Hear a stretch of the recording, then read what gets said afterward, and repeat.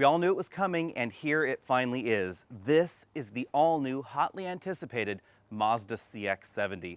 When Mazda said they were going rear-wheel drive in a big way, they definitely meant it, because we're actually going to get 4 new rear-wheel drive models in the Mazda lineup around the world. In the United States, we're going to get CX-70, and of course we already have the CX-90. In Europe, we have CX-80 and CX-60, basically slightly shrunken versions of exactly what you're seeing here. And the big deal is that they've gone back to a rear-wheel drive platform. Yes, I know, all-wheel drive is standard on all of these models, but the core architecture of this design is essential to understanding what CX-70 and CX-90 bring to the table. Let's take a look at the front end. Very clearly, this is related to the CX-90. It looks an awful lot like a shrunken CX-90. I think that's a great thing. We have the signature Mazda grille here, big Mazda logo there. Obviously, full LED headlights here. These do look like they're steering responsive lamps.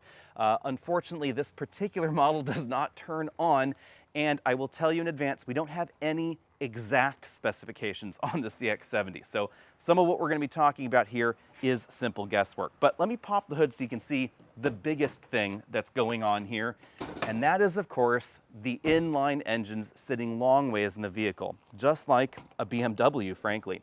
And that's the big thing here, is that this has an awful lot more in common with a BMW or a Jeep Grand Cherokee than basically every other competitor in what Mazda is calling the mid-size mainstream SUV segment. So yes, mid-sized mainstream means Atlas Cross Sport. It means the new Crown Signia. I guess you could say Subaru Outback, even though that is more of a mid-size station wagon, I guess you could say.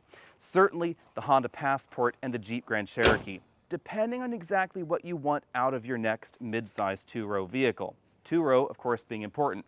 So if we come around to the side here, you'll notice the big change between this and the CX-90, and that is there's no third row.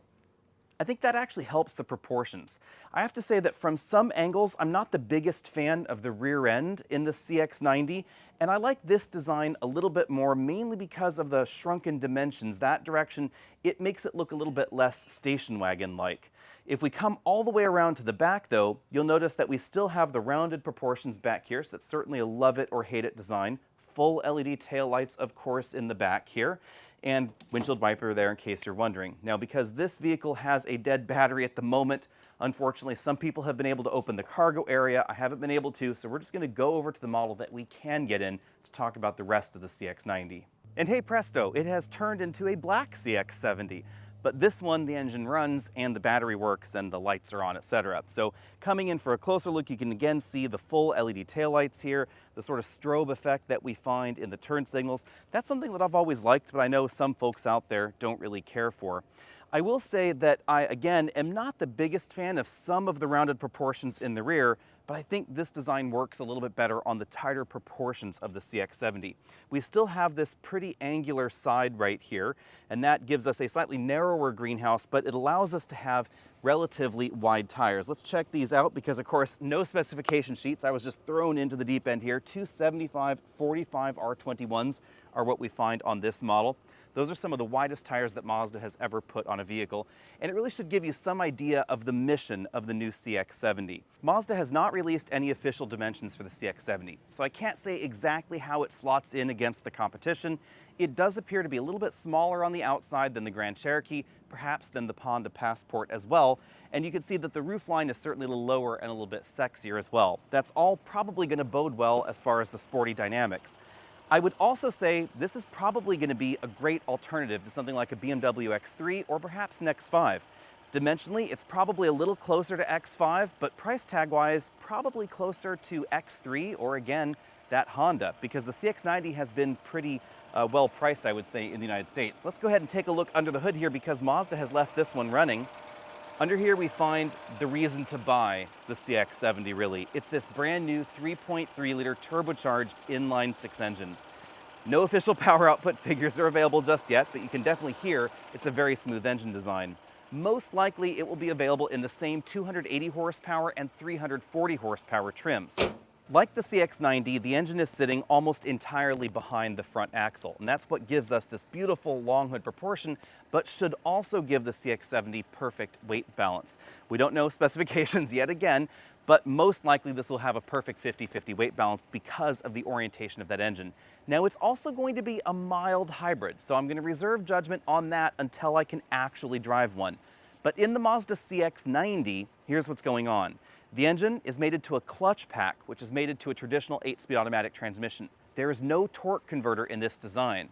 The regular inline-six engines have a relatively small electric motor. That electric motor actually accelerates you from 0 to maybe about 3 or 4 miles an hour in electric-only mode. Then the gasoline engine can kick on.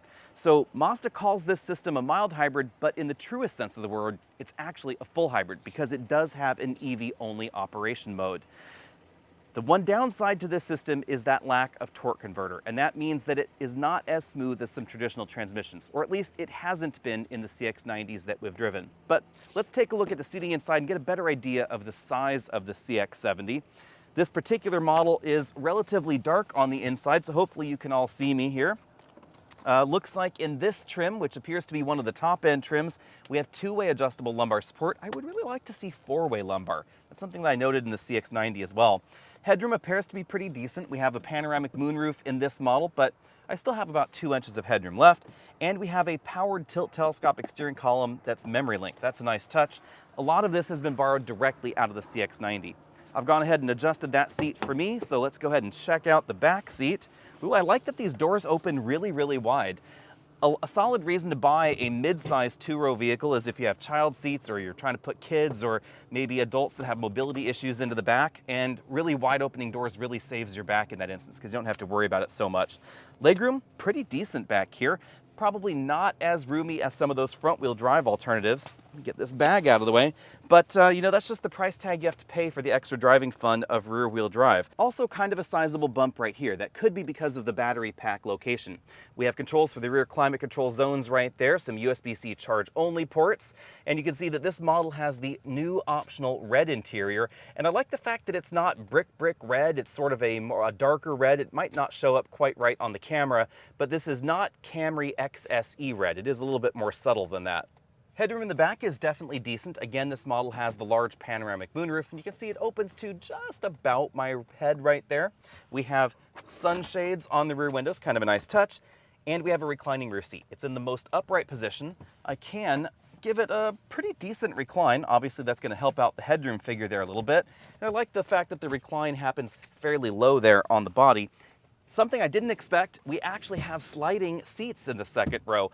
Some folks have asked, why would I want a sliding seat in a two-row vehicle? The answer is cargo room in the back. So if you do have shorter people or you just need the extra space in the back, you can slide this a bit forward, scoot everybody forward in the vehicle, and stick bigger things back there in the cargo area. Another thing I noticed here, we have a shoulder belt that comes out of the back seat itself. That certainly can make it more child seat friendly as well. Nice big wide armrest. This gives you some idea of how wide the CX-70 is in the back. It's certainly going to feel wider back here than the average compact. And then child seat latch anchors with these little covers down here on the seats. I'm not the biggest fan of this design because some folks find these hard covers to be a little bit uncomfortable, but it does actually make installing child seats really easy. Moving back to the rear of the vehicle, one thing I did notice on second glance is that we don't have any visible exhaust tips. They're actually tucked up under the bumper. But let's take a look at the cargo area now. You see, we have a pretty decently sized cargo area back here. Another reason that you might want to choose something like this over a compact vehicle. The cargo area is most likely going to be wider than the average compact crossover, something that we also see in the competition, of course. And Mazda says that we actually have a spare tire under here, so let's see if we can find it. And, ooh, sure enough, it is actually under here. In this model, it is a temporary spare tire. I will warn you that later in this video, I may say it's a full-size spare tire. Apparently, Mazda's definition of full-size spare tire is actually temporary spare tire, so keep that in mind for a little bit later in the video. There's also some additional storage in this area. We get buttons to fold down the second row seats. That's kind of a nice touch. Cargo rollers type shade right there. And as you can see, it's a pretty large cargo spot. And if you want even more storage area, there is extra room under that floor. We have a little divider there, and then some foam sound deadening material. I actually kind of wish they maybe gave us the option of deleting that to get a little bit of additional storage space, but it does look like they've packaged the rear pretty well. Another interesting twist, and which should give you some idea of the size, check out the side here. We actually find some vestigial cup holders back here, maybe from its former life as a 3-row vehicle. Now, I don't know whether these were borrowed out of the European 3-row CX-80 or the North American market CX-90, but hopefully we can get some answers on that a little bit later. Definitely tells you how much room there is. Now let's go ahead and check out the dashboard. As we look around, let me apologize for the lighting. It's getting dark outside, so we're doing our best with some portable lights here, but up top we have, again, basically the same button bank and sunglass holder that we find in the CX-90. This pretty big dual pane large moonroof there, but like the CX-90, it doesn't actually open very far. The default opening position is only maybe about 7 or 8 inches right there, and then it doesn't go any further. So if you do like a really big opening to your panoramic moonroof, you should keep that in mind. I think that's just due to the tidier dimensions of the vehicle, but looks like it's the same one that's in the CX-90. Again, we have those window shades back there, the height adjustable shoulder belts, and adjustable head restraints. I think the color on these seats is looking a bit more appropriate in the camera right now. Hopefully it is all for you too. Black stripe right there in the middle of the upholstery, and as you'd expect, these seats are going to be heated and ventilated by all appearances, although in this model, they are just heated. Moving over to the doors, as you'd expect, again, same design that we find in the CX-90, but one thing that I did notice is that in none of the pictures do they show that really intricate texturing and stitching work that we find available in the CX-90 with the lighter colored interior. Also, I didn't see any pictures of this interior with real wood trim, which we do find in the CX-90. So there may be some additional differentiation going on, and that could help project the price tag of this, which may be a little bit lower than some folks had expected. Soft touch injection molded up top here, and then a soft touch pleather right here, stitched, of course. Below that, we find a pretty decently sized glove compartment with lots of random stuff in there. I've been asked to let you know that this is a prototype vehicle, so obviously the software is not complete in here. This looks to be the same screen that we find in the CX-90, so probably touchscreen ability in CarPlay, but not in any of the rest of the menus. So for that, you have to use this controller knob down here. This is probably my least favorite input method for a modern infotainment system. I really just wish they would give in and give us back that touchscreen.